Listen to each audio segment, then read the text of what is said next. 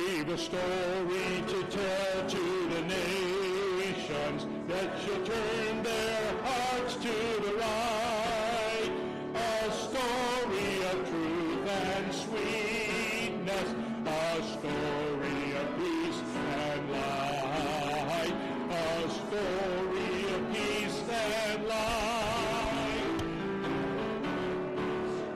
To the dawning and the dawning day bright. Back about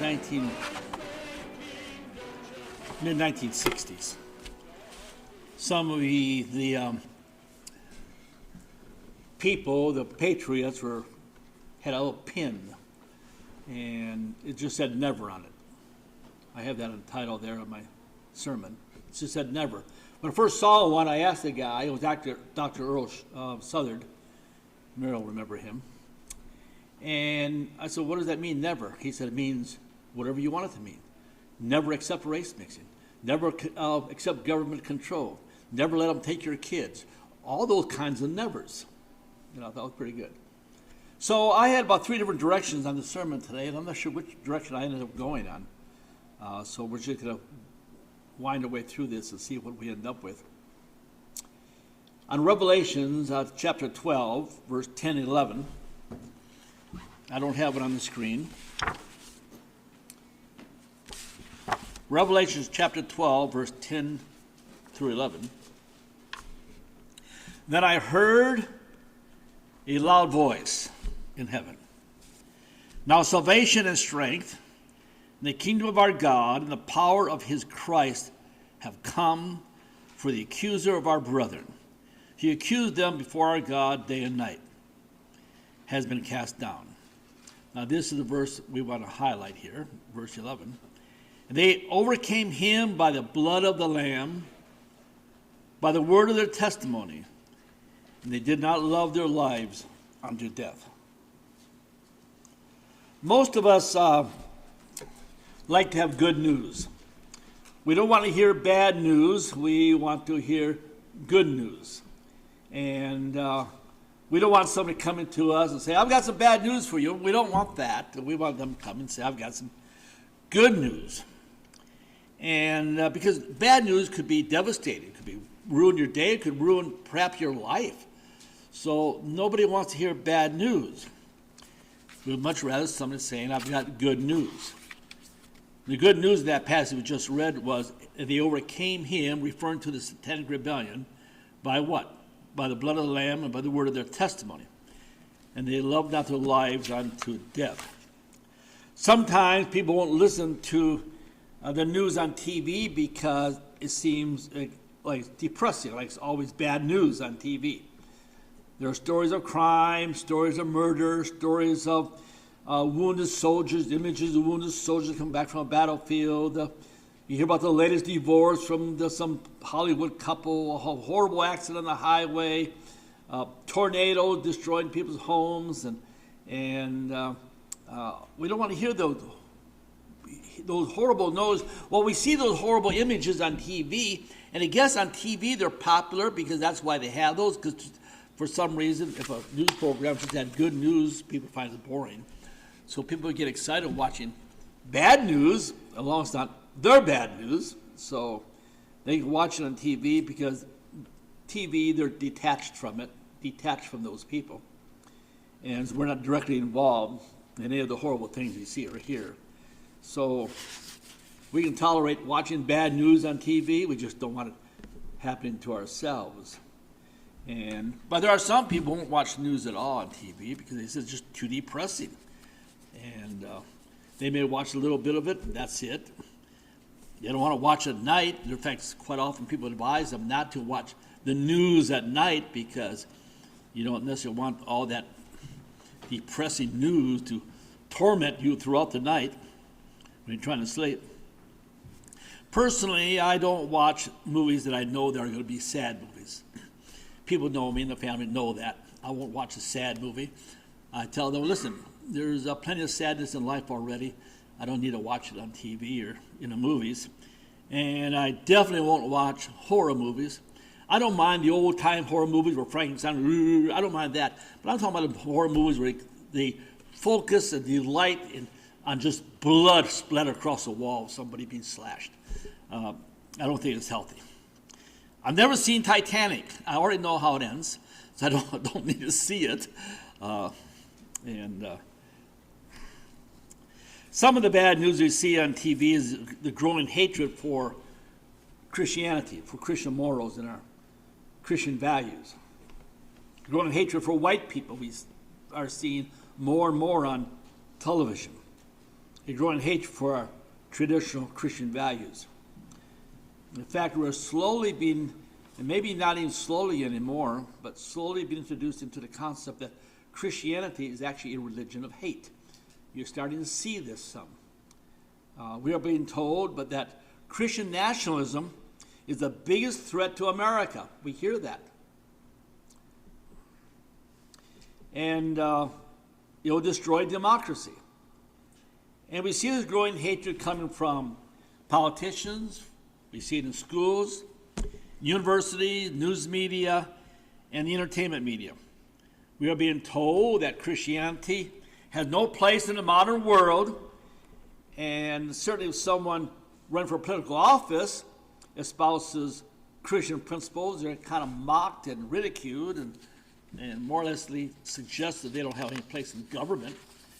A perfect example is with this Mike Johnson, I think it is, the Speaker of the House, and he's being mocked because he's a professing Christian, being mocked continually. He doesn't understand identity, I know that, but his morals, they can't stand the moral principles that he's standing on. According to a fellow by the name of Zach Stanton, writing for Politico, he says, the trouble with all these white Christian nationalists, this is what trouble with us. Now, they don't very seldom, if ever, I don't ever refer to blacks as being Christian nationalists, always white Christian nationalists, because they want to know where the trouble is coming from white people. But he said the trouble with white Christian nationalists is, number one, we believe America is a chosen nation. That's one of our troubles. We believe America has a covenant with God, and it is broken because our basic cultural values have changed, and because we cannot accept the change, which is, of course, prayer out of schools, legalizing abortion, and gay and marriages and transsexual people. We can't accept those things. We're out of step, and we're a danger to society. And Gail Fraser, writing in The Guardian, said, the headline said, Christianity, when properly understood, is a religion of losers. And that's the attitude they have towards our faith. We're supposed to accept gay weddings. We're supposed to accept sodomy as our lifestyle. In fact, even so-called conservative networks like Fox and even Newsmax some. We see Guy Benson, who's an open homosexual, being brought forward as a spokesman for conservative values, and Tammy Bruce and Chadwick Moore, Rick Renell, and of course then we're seeing trans women, I'm not sure, I guess a trans woman is a man who became a woman, I think you got that right. Took me a while to figure that out, but anyway, as a trans woman. We're supposed to accept that. Migrants, well, we're no big deal, and parents being arrested at school board meetings, all shocking to us. It seems like no matter where or which direction you look, vile corruption is overwhelming everything that is good and decent. It seems like we are watching the sun of civilization going down in the West as it's getting darker and darker, as we witness the prophetic words of Scripture, good becoming evil and evil becoming good. Hebrews 13:6 says, the Lord is my helper. I will not fear what men can do unto me. And it's kind of the theme of this sermon, hopefully, if I narrow it down that way, because like I said, I had 3 different directions on going on this. I will not fear what men can do unto me. There are 3 emotions that control everything we do. And it's good to understand that, because those 3 emotions, what motivates everybody to do something. Even God uses the 3 emotions. The 3 emotions that control everything Everything you do is the emotions of greed, the emotion of fear, and the emotion of love. Everything you do, one of those things is what motivates you. You're being motivated by greed or what you can get. You're being motivated by fear or what you can avoid. Or you're being motivated out of sheer love. And God uses all three of those emotions when he talks and works with his people. He used the emotion of greed by saying, listen, if you obey me, these are the blessings you're going to get. Oh, really? Wow, okay. So there's the blessings you're going to get if you obey me. And then he also uses the emotion of fear. If you don't obey me, this is what's going to happen to you. And then out of there, there's this tiny number of people who he don't have to appeal to greed, he don't have to appeal to fear, he just appeals to their emotion of love. They love righteousness. I think it's somewhat important to understand that when judging people and actions of people. Our legendary enemies, they are quite skillful at manipulating politicians or members of the media and industry by appealing to one or three of these emotions. A politician can be persuaded to support or not support a certain law because of greed and the promise of financial gain if you do thus and thus. Good example we could see probably is the life of Joe Biden and other politicians who have become very wealthy when they enter political office. Even a small town little political office. I remember a number of years ago up in Newton County, I was working at a place that made fishing tackle. And so we're talking about a little tiny political office, Boone County judge. And he came in there one day and he was mad, he was furious. He was a Republican. He said, Democrats stole the election, they stole the election. And he made it quite plain that he felt they stole the election. Well, to boil right down to it, the reason they stole the election because they had $250,000 to buy votes, and the Republicans only had $180,000 to buy votes. They had more money. I mean, we were offered to buy our vote. They wanted to sell us votes.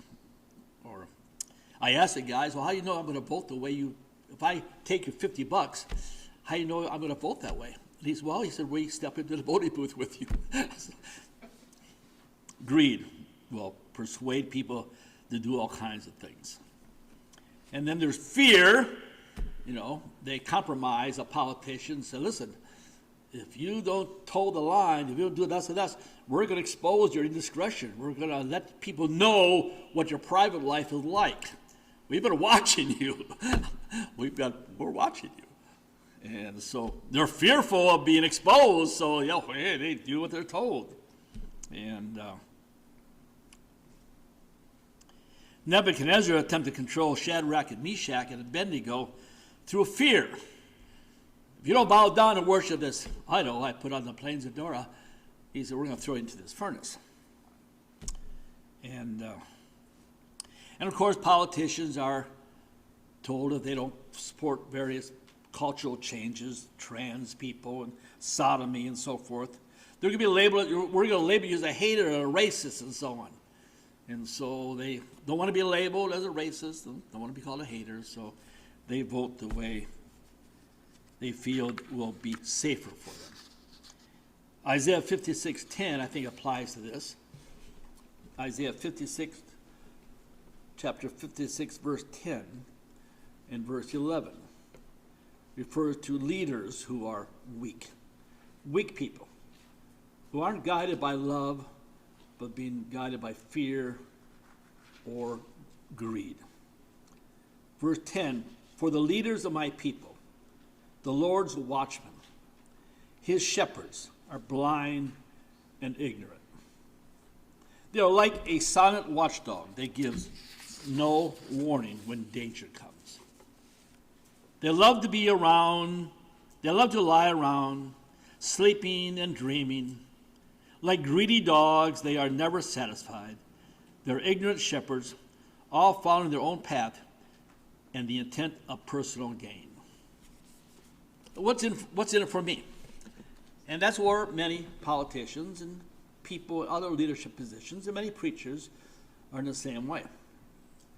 I had a preacher one time tell me, he came and I had a print shop in Arizona, and I had a book written by, I think it was a book by Raymond Kapp on the counter. Well, he kept things like that so people see that, maybe inspire a question. And he said, do you believe that? And I said, yeah. He said, well, I do too. In fact, I used to preach it, but he said it wasn't very popular. So, anyway, sad. Probably the most important emotion or powerful emotion is love.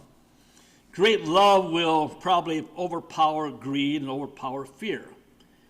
Great love would not allow a man or woman to betray righteous principles.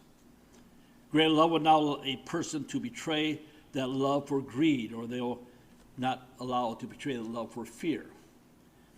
History is filled with stories of men and women who willingly died in defense of a righteous cause. But unfortunately, people aren't easily motivated by love. It's hard to motivate people to sacrifice themselves just out of pure principle of love. However, it does happen. We think of the men of Valley Forge, and women too. There are many women there also. Lexington, Concord, John Parker, as I mentioned last week, I think it was, literally got out of his deathbed. He had tuberculosis and came to the battle and could hardly talk, only give commands by whisper. He died a few months later from tuberculosis. It was love that brought him out of the bed. Not a fear, not a greed, but a love. And we think even in modern day, policemen risking their lives and firefighters, and even though we may not necessarily agree with the wars that they have been tangled into, we certainly have to give respect to our soldiers who are being motivated by love. We think of the slogan, death before dishonor. Been around for many, many years. I try to find out when the origin of that phrase came, and it's unable to be determined. Been around so long. Death before dishonor. Or we think of Will Travis at the Alamo, victory or death. Or Patrick Henry said, give me liberty or give me death. Even Dr. Joseph Warren, a man that is probably one of our greatest patriots, but he died even before the Declaration of Independence was signed. But he was quite a leader. And he's the one that organized the alert of the British coming to Lexington and other things. When he was going to go to Bunker Hill for the battle, and others attempted to restrain him, not wanting him to go, because he was such a valuable person in the cause. They almost physically had to restrain him. And they said, don't you know if you go, you'll surely die? And he said to them in Latin, I can't speak Latin very clearly, Dulce et decorum est pro patre more, which means, is fitting and proper to die for the land of your forefathers. Now, mostly it's translated to die for your country in modern textbooks, but the word patre really means the land of your forefathers. So we find this great enemy that is upon us, and we find this need to have some inner strength so we'll be able to withstand and remain faithful. That's why we should learn songs of the faith. As I pointed out before, we got a songbook full of victory songs. Songs of victory. It's good to learn those songs. There are many times in the years that where people in circumstances relied upon the songs they heard as a child. It's also why we need to be in church. Church isn't for worshiping God like we're usually told. Oh, that's part of it. But it helps build each other up. 1 Thessalonians 5:11 says, the purpose of church is to encourage each other and to build each other up. I suppose you could stand in front of a mirror and recite self-affirmations. And there was a skit on Saturday Night Live years ago where, I don't know what the guy's name was in the skit, but he was sitting in front of a mirror and said, I'm good enough. Whatever he said. I don't know. You probably remember, Jason. I suppose you could say self-affirmations, but, it's good to be around other people, If each one of us stand alone, we think, well, I'm not important, but you are important. And people want to see you and be encouraged by you. It's good we find encouragement by reading the scriptures and from hearing words of hope and strength from a pastor. That's important. Romans 10:17 says, Faith comes from hearing the Word of God. That's where you get our faith from. You need to hear those words. You need to read those words. That's why when we read that passage, Revelation 12:11, it gives us hope. And they overcame him by the blood of the Lamb, by the word of their testimony, and they did not love their lives unto death. In other words, death before dishonor. Victory or death. Unfortunately, motivating a large number of people with the emotion of love is difficult, but it does happen. But motivating people out of fear seems to be rather simple, as we saw with the recent government lockdowns. Motivating the whole nation out of fear appeared to have come up relatively simple. People are afraid with lockdowns. We're all afraid that if we don't wear a silly mask, we're all going to die. The same with the COVID shots. If you don't get a shot, you're going to die. The world is going to end. We have the same kind of fear being sprouted today. According to Jewish historian Ruth Ben-Gat, it's not an old historian, she's alive, she's a current historian, writing in The Economist, which is a very old publication dealing with economy and other issues, been around since 1853. In a very recent issue of The Economist, she said Donald Trump is one of the top global threats in 2024. Be fearful of Donald Trump. Others have said if Donald Trump wins the 2024 presidential election, it will be the end of democracy. In a way, they may be right because their understanding of democracy is not our understanding of democracy. Their understanding of democracy is that you get to do whatever you want. Everybody has total freedom. Do whatever you want. And we Christianity puts restrictions on their sin. Christianity says, no, you're not going to wiggle your butt in front of my child. You're not going to, my children don't belong to you, they belong to me. Christianity says, no, you would not tell me I can't defend myself. Christianity says, no, you're not going to transgender my child. And so Christianity puts restrictions upon their democracy. So when they say it will be the end of democracy, in their world, in their twisted world, they're absolutely right. It will be the end of their twisted version of everybody gets to do what they want. In order to frighten people, we are told white Christian nationalism is the biggest threat to America. I know you all heard that. Former Missouri Senator Clara Bacasco recently said Trump is worse than Hitler. That sounds like a compliment to me. It's all done to stoke fear in the masses. Stoke fear in the masses. And fear is contagious. When one person gets fearful, they know others may become fearful also. In Deuteronomy 28, as Israel is getting prepared for battle, one of the things that God tells the officers of the army of Israel, he says, all those people that are afraid or worried, Deuteronomy 28, is anybody here afraid or worried? If you are, you may go home before you make others fearful also, because fear is contagious. So our traditional enemies, they use fear to scare the masses. Terrible things are going to happen, but we will protect you, the government tells us. Terrible things are going to happen, but we will protect you if you just give us a little more power. If you just follow us like Foxy Loxy, and I'll introduce you to Foxy Loxy in a minute, you probably already know. But then there are those who are onto them. They know the enemy really are those of an oppressive government, the news media, schools, universities, the entertainment media. So they redirect then a fear toward those people in order to scare patriots. They know there are people who are aware of them, so those people can't be controlled in quite the same way.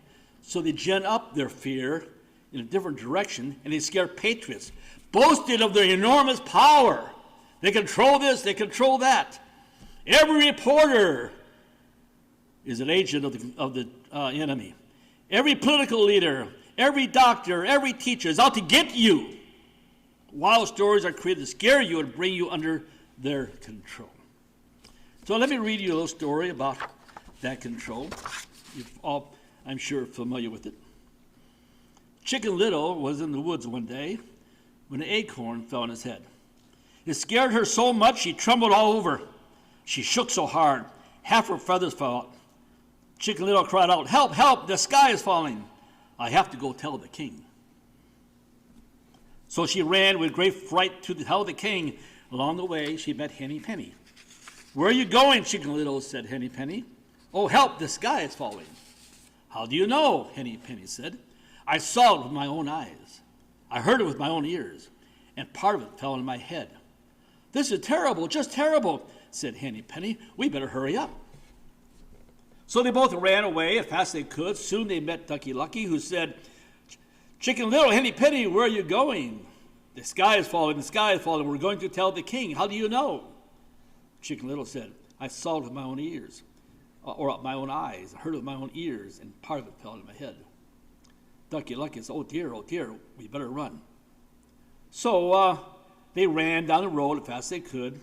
Soon they met Goosey Lucy and walking down along the roadside, and Goosey Lucy saw them running and said, "Well, hello there, Chicken Little, where are you going to in such a hurry?"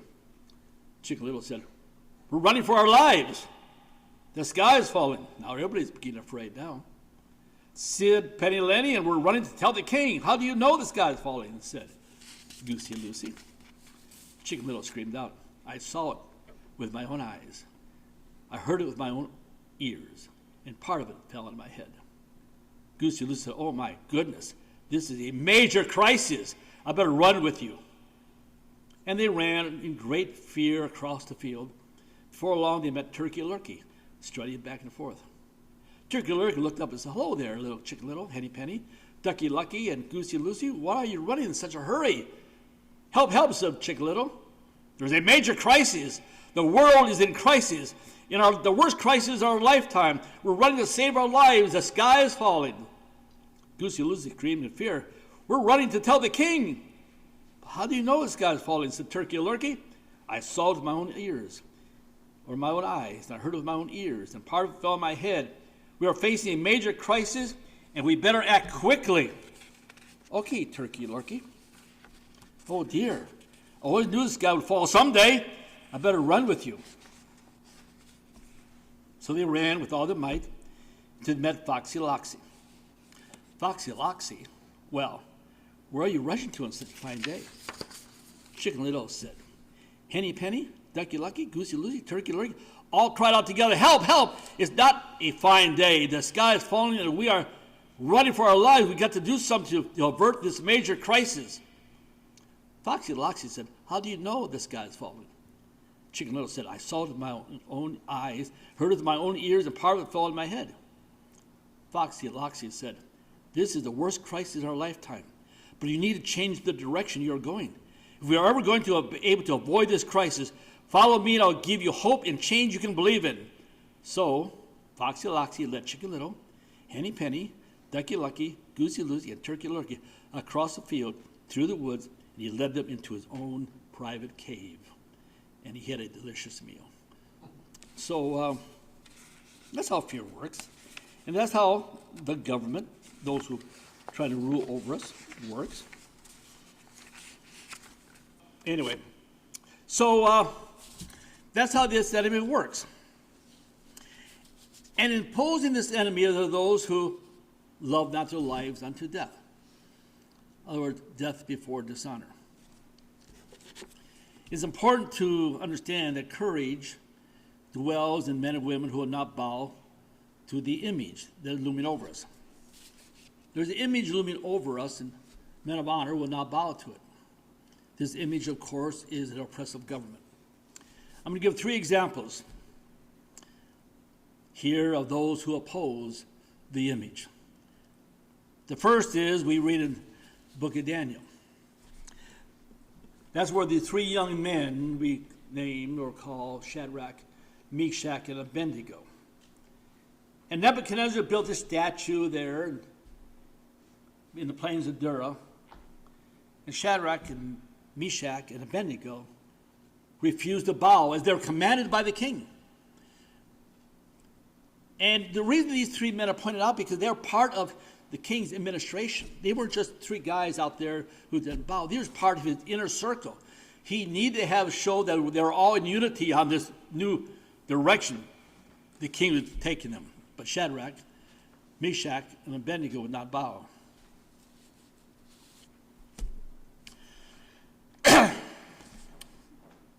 When he commanded them to bow, we're told in Daniel 3, they replied to the king, King Nebuchadnezzar, we do not need to defend ourselves before you in this matter.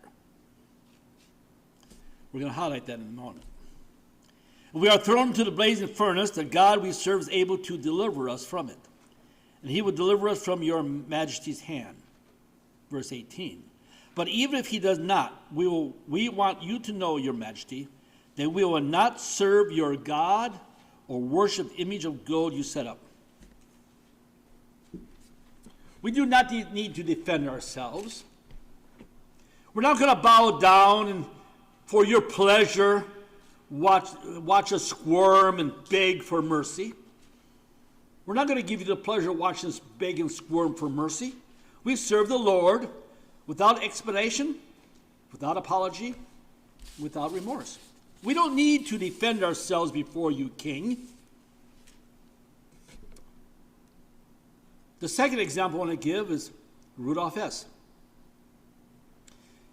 He was the second leader of the German revival. As he brought up to the docket, be judged by the tribunal, he said, quote, I do not defend myself against accusers. Basically the same statement Shadrach, Meshach, and Abednego gave. I do not defend myself against accusers in whom I deny the right to bring charges against me and my fellow countrymen. I was permitted to work, he says, for many years of my life under the greatest son whom my people has brought forth in its 1,000-year history. Even if I could, I would not want to erase this period of time from my existence. I'm happy to know that I have done my duty as a German, as a National Socialist, as a loyal follower of my Führer. I do not regret anything. If I were to begin all over again, I would act just as I have acted, even if I knew that the end I would meet would be that of a fiery death at the stake. No matter what human beings may do, I shall someday stand before the judgment seat of the Eternal. I shall answer to him, and I know he will judge me innocent. Basically, he said, no apology, no remorse. That's kind of the reason why they hate Donald Trump. I'm going to give two more. Donald Trump is not a righteous man, and say some people might consider righteous. But we learn in matters of principle, sometimes a wicked man may be more righteous than those who claim righteousness. For Donald Trump, with all this stuff they've been throwing at him and trying to imprison him for hundreds of years, Donald Trump's reply is simply, you will not break me. No apology, no remorse. In 399 BC, Athens convicted Socrates to death. He was, they said, accused of being a danger to democracy. He was offered a pardon if he would submit to a gag order. They didn't call it that then, but he would submit to a gag order from the court. We'll give you a pardon if you'll just keep your mouth shut. He told the judges, I refuse. He said, he told his friends, I had not the boldness or impudence or inclination to address you as you would have liked me to do. Weeping and wailing and lamenting and saying and doing many things which you have been accustomed to hear from others. He told the judges, I am not good. You want me to weep. You want me to lament. You want me to fall on my knees and beg for mercy. That's what they want Donald Trump to do. That's what they wanted Shadrach, Meshach, and Abednego to do. That they wanted many patriots and soldiers over the years to do. No apologies, no remorse. That's what they wanted Rudolf Hess to do. No apologies, no remorse. Death before dishonor.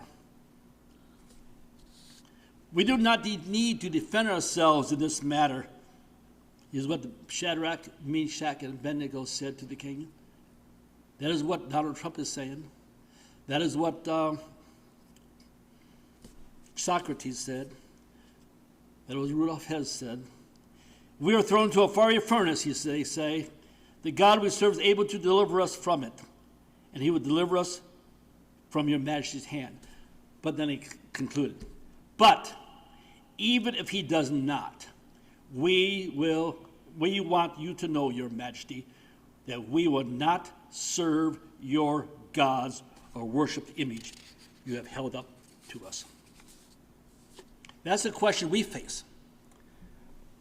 We have this enormous power coming against us from every angle. And we have examples, there's many others, of men and women who stood in defiance and said, no, we will not bow. We will not bow to your statue. We will not bow to your dictates. We will not bow to your demands. We will not bow.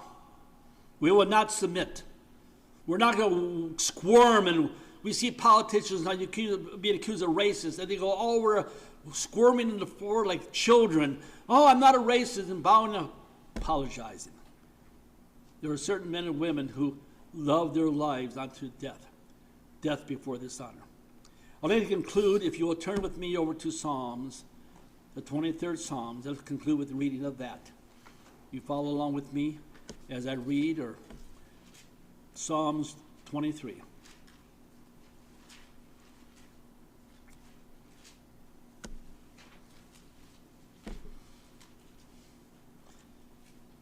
The Lord is my shepherd. Not the government, not some dictates, not some laws of man, not some bureaucrat, not some judge. The Lord, the Lord, the Lord is my shepherd. I shall not want. He makes me to lie down in green pastures. He leadeth me beside still waters. He restoreth my soul. He leadeth me in the paths of righteousness for his name's sake.